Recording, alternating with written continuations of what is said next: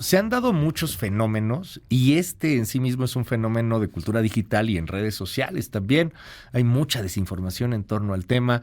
Hay muchos chavos que están cantando pues canciones antisemitas simplemente porque se escuchan bien.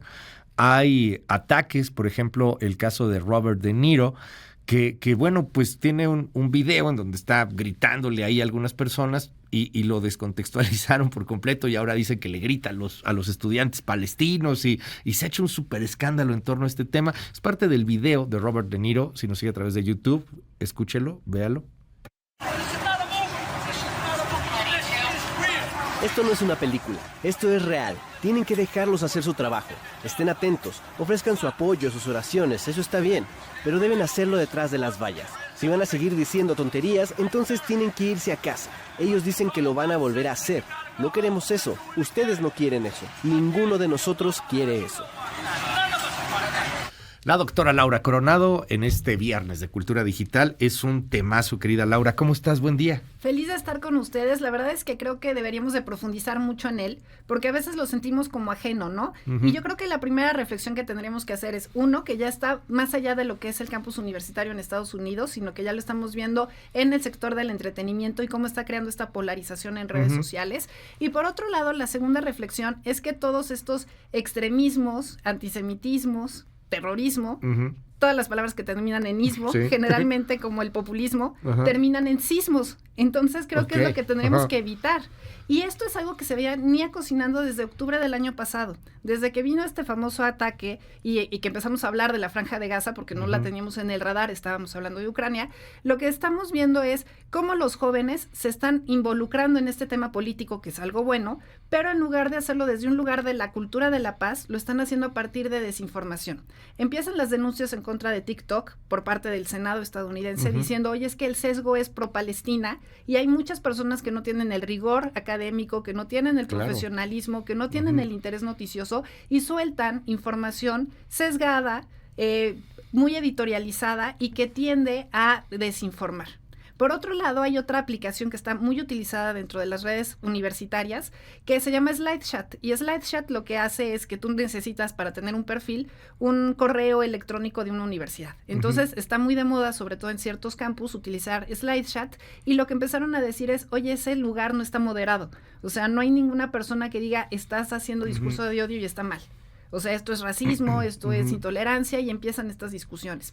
Siguen los meses pasando, sigue transcurriendo este lamentable conflicto y lo que vemos es que las universidades, en lugar de tratar de dar espacio para la discusión, para el diálogo, para construcción de salidas que pudieran ser diferentes a las tradicionales, lo que hacen es empezar a prohibir discursos de estudiantes.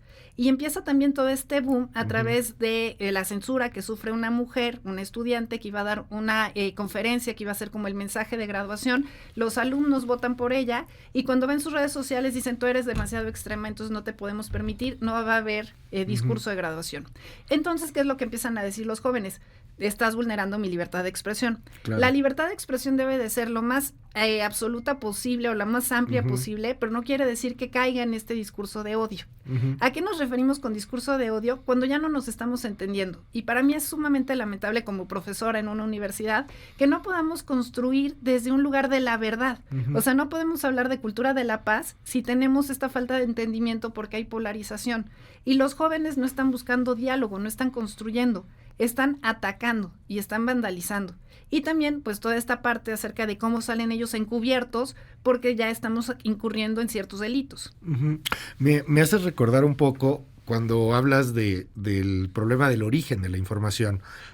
Esto que mencionaban en un libro recién publicado, la corresponsal de fake news de la BBC, por cierto, muy joven, tiene 30 años de edad, acaba de publicar este libro que se llama Fakes, justamente, y habla de que hay un problema cuando uno puede pensar que Israel está haciendo mal, que Gaza, pues obviamente tiene todo el tema de derechos humanos, que hay una infracción al pueblo palestino, lo que tú quieras. Hay un debate y se basa en datos. Ella pone un ejemplo que a mí me encanta. El problema es que tú y yo podemos diferir sobre el cielo, pero cuando alguien dice que no hay cielo, Exacto. O sea, ahora sí ya existe. está cañón, o que la luna no existe, está muy cañón. Y lo que estamos viendo es una ignorancia brutal sobre el tema. Con mucha ligereza hacen cantos antisemitas, con mucha ligereza he visto banderas pro-Palestina a un lado de las banderas pro-homosexual, por ejemplo, o pro-diversidad sexual. Cuando Perdón, es son que sí chocan. contrarios. Sí, o sea, sí chocan muy, muy cañón, porque tiene que ver con esta cultura. Con mucha ligereza he visto que le echan la culpa al pueblo judío, cuando este es un asunto del Estado de Israel y de un asunto político. Y da mucho miedo hacia dónde puede caminar este tipo de movimientos que se basan en la total y completa ignorancia, Laura, y además que viene de las mismas universidades, lo cual todavía es aún más triste. Las universidades censurando, pues tampoco va a funcionar esto. Porque es en donde debemos de desarrollar pensamiento crítico, Claro. y escuchar todas las voces. Sí. Pero si conceptualmente tú piensas que judío e Israel es lo mismo, o que Hamás y Estamos Palestina mal. es lo mismo, Estamos mal. No podemos partir de nada, porque Sí, claro. estamos teniendo un lenguaje que no es común. Aquí les recomiendo también un libro, hoy que estamos ya de Sí, viernes, sí. que es de Malcolm Gladwell, que se llama Hablar con extraños, y dice que por qué es tan difícil comunicarnos con el otro, y precisamente porque traemos etiquetas, prejuicios, una serie de cosas preconcebidas, y no escuchamos lo que nos están diciendo, porque partimos de supuestos diferentes. Y aquí lo mismo lo estamos viendo. Si tú ves a las personas o si entrevistan a los estudiantes, dicen, es que estoy encapuchado porque tengo miedo de represalias. Pero en realidad ni siquiera saben qué represalias pueden tener.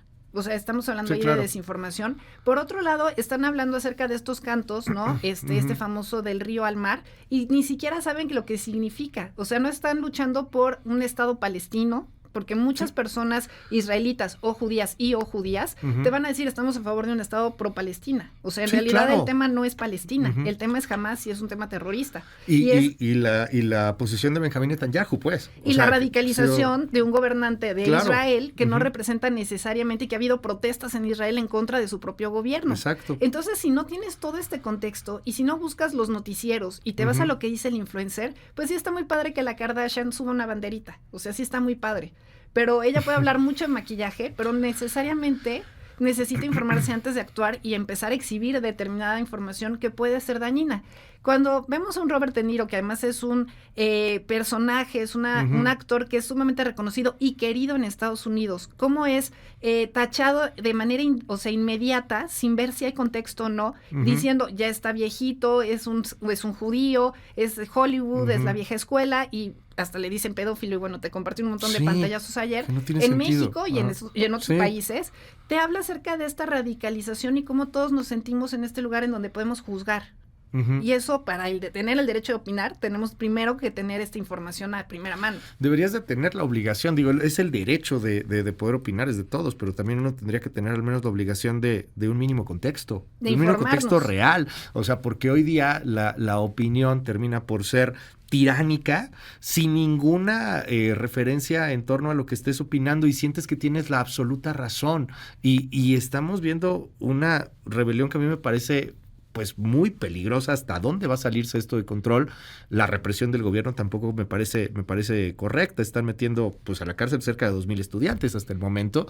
¿Esto dónde lo ves, Laura? O sea, ¿cómo podría detonarse un movimiento de esta naturaleza que parte de la ignorancia, que tiene una respuesta también muy ignorante y muy salvaje de las autoridades, y con una juventud que además pues se siente excluida en muchos aspectos? Pa' colmo, con una elección que tiene a Donald Trump como candidato preferente. Pues ahí estás viendo quién gana, ¿no? Sí, claro. Generalmente cuando ves que el río está tan revuelto, hay que ver quién es el pescador y quién va a tener la ganancia. Claro. Y también verlo, como decían los abuelitos, ¿no?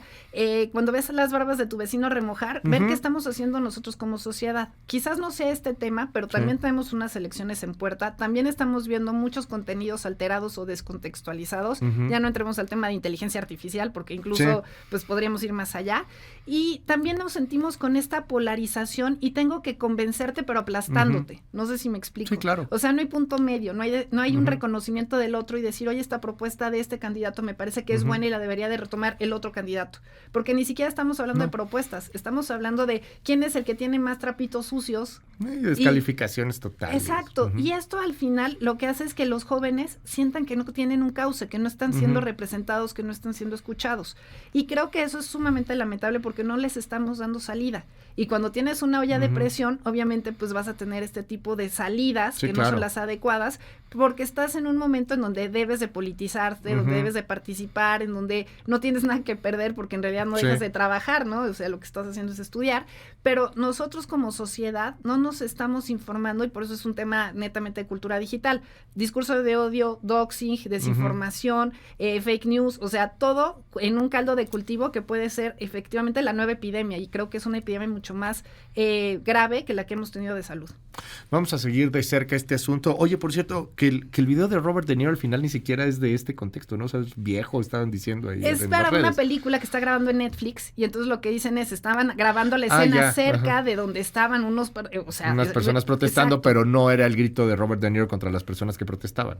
Y hubo mucha gente que lo apoyó y dijo, oye, pues si le aplica el saco, pues o sea, si no sabes, vete a tu casa. Y ese también fue el mensaje de muchas otras personas.